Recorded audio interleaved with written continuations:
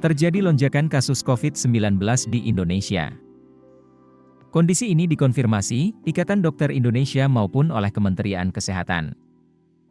Apakah terjadi peningkatan kasus COVID-19 di Indonesia? Jawabannya iya. Kalau kita lihat bulan-bulannya ini sampai November, datanya menunjukkan memang terjadi peningkatan kasus.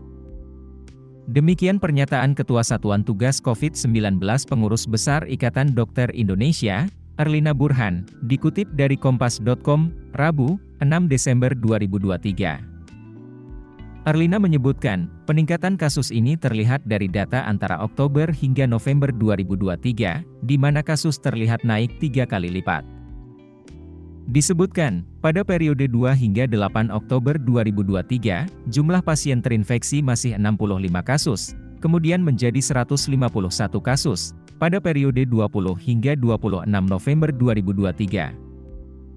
Sebelumnya, Kepala Biro Komunikasi dan Pelayanan Publik Kementerian Kesehatan, Siti Nadia Tarmizi juga membenarkan adanya kenaikan kasus COVID-19.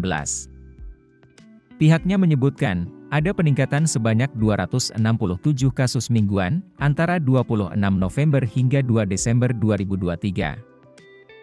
Jumlah tersebut bisa menjadi indikasi lonjakan kasus COVID-19 di Indonesia. Sebab, 3 bulan lalu jumlah kasus COVID-19 masih sekitar 30 hingga 60 kasus per minggu. Meski demikian, Nadia mengatakan kasus yang dirawat maupun kasus berat, dan kasus meninggal tak mengalami peningkatan. Lantas, sebenarnya apa yang menyebabkan kasus COVID-19 mengalami peningkatan? Nadia menjelaskan, penyebab adanya peningkatan kasus COVID-19 adalah karena munculnya subvarian baru. Ia menjelaskan, di Indonesia sebelumnya sudah ada varian XBB.1.5, namun kini ada subvarian baru lagi yakni EG2 dan EG5. Dengan demikian saat ini ada 3 jenis varian yang mendominasi.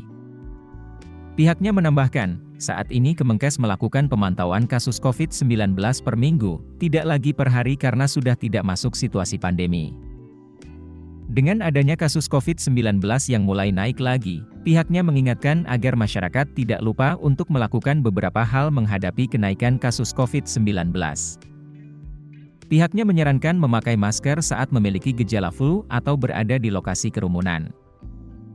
Selain itu, pihaknya juga mengingatkan agar saat ada batuk, pilek, dan demam, masyarakat melakukan tes COVID-19 dan melakukan isolasi mandiri.